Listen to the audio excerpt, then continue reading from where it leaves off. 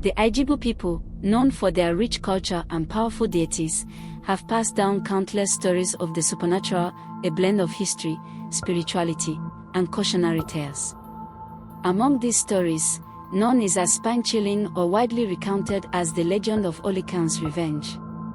This tale is a stark reminder of the dangers of greed, the sanctity of sacred spaces, and the unseen forces that watch over the land and sea. Adewale, a successful but ruthless trader, was a man of considerable wealth. His empire stretched across the bustling markets of Lagos to the coastal regions of Ijebu, where he dealt in everything from palm oil to gold. Yet, no matter how much he acquired, it was never enough. He lived by a simple creed: the man who dies with the most wealth wins. In his insatiable quest for more, he cheated competitors, overworked his laborers, and bribed local officials to cover his misdeeds. Adewale's thirst for riches had made him powerful, but it had also made him reckless. One evening, during a lavish banquet at his grand estate, Adewale overheard two elderly traders discussing the fabled treasure of Ijebu forest. According to legend, this treasure was hidden centuries ago by the worshippers of Olokun, the Yoruba goddess of the sea, wealth, and the unknown. The shrine, buried deep within the forest, was said to contain not just gold, but ancient artifacts imbued with mystical powers. However, it was also said to be protected by Olokun herself, and many who saw the treasure had disappeared into the forest, never to return. Most men would take this as a warning, but to Adewale, it was an irresistible challenge. The very next day, he summoned his most trusted men, those willing to follow him into the unknown for a share of the supposed riches. "We leave tonight," he said, his eyes glinting with anticipation. That night, as the moon hung low in the sky and the winds whispered through the trees, Adewale and his men embarked on their fateful journey into the Ijebu forest. Each carried a machete, a torch, and charms blessed by the local Babalawo, who had warned them of the forest's unpredictable spirits. The forest itself seemed alive, a dense, impenetrable wall of ancient trees, thick underbrush, and creeping vines. Every step they took was met with the distant calls of nocturnal creatures and the rustling of unseen animals. Hours turned into days as they hacked their way deeper into the forest. The deeper they went, the more unnerving their surroundings became. The air grew thick with humidity, and a strange mist began to curl around their feet, like fingers reaching out from the underworld. They came across giant, twisted trees with trunks as wide as houses, each one covered in thick moss and ancient carvings that seemed to tell a forgotten story. On the third day, the group stumbled upon an old woman gathering herbs near a brook. She was dressed in tattered clothing, with deep wrinkles lining her face like the roots of an old tree. Her eyes, however, were sharp and piercing. Adewale, believing her to be harmless, approached her. "Old woman," he said arrogantly, "tell us where we might find the shrine of Olokun." The woman looked up slowly, her eyes narrowing. "I see men of greed, led by a man who has no respect for the sacred," she said in a voice that seemed to echo from the very depths of the forest.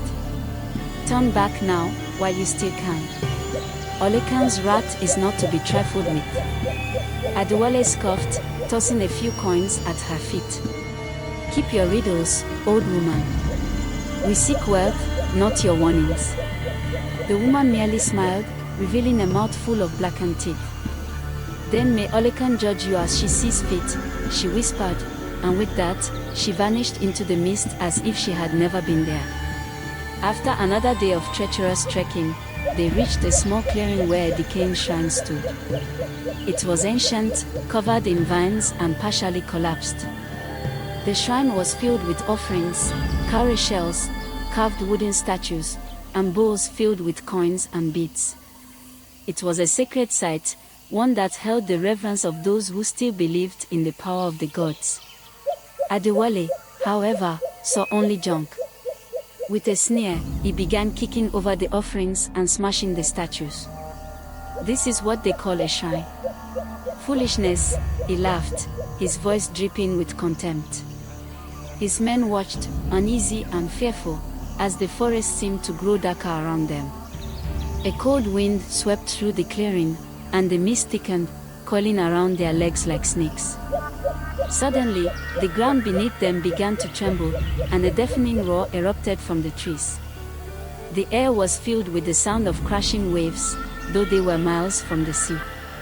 A shadow began to form in the mist, a towering, ghostly figure with flowing hair that seemed to blend with the ocean waves. Her eyes were as deep as the sea, and her presence was overwhelming, like the weight of 1,000 storms. "Who dares defile my sacred ground?" the figure bellowed, her voice a mixture of rage and sorrow. Adewale's men, gripped by terror, dropped their torches and ran, but the mist thickened, swallowing them whole.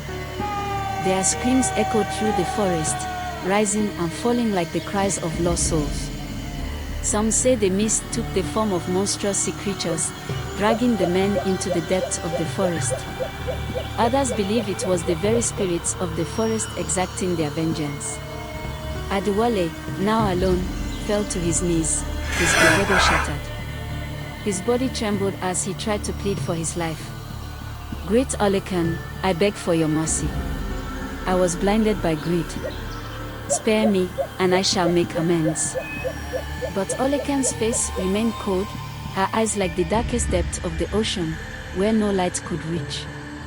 "You have defiled the sacred, taken what was not yours, and mocked the power of the gods. You have no place among the living."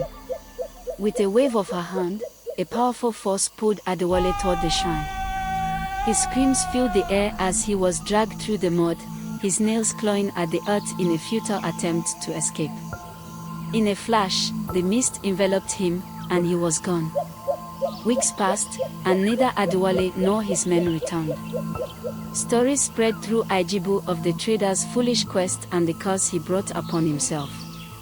Some villagers claimed to have seen his ghostly figure wandering the edges of the forest at night, wailing and crying for mercy. Others spoke of strange occurrences, a mist that would suddenly descend upon the village, bringing with it the smell of salt and seaweed, even though the ocean was miles away. The old woman who had warned Adewale became a revered figure in the community. Many believed she was an emissary of Olokun herself, sent to give one last chance to those who dare challenge the gods. The elders of Ijebu decided to rebuild the shrine, making it grander and more revered than ever before. They performed cleansing rituals, sacrificed to Olokun, and told the story of Adewale to their children and grandchildren. It became a tale of caution, a story of respect for the unseen forces that govern the land and sea, and a reminder that some things are not meant for human hands.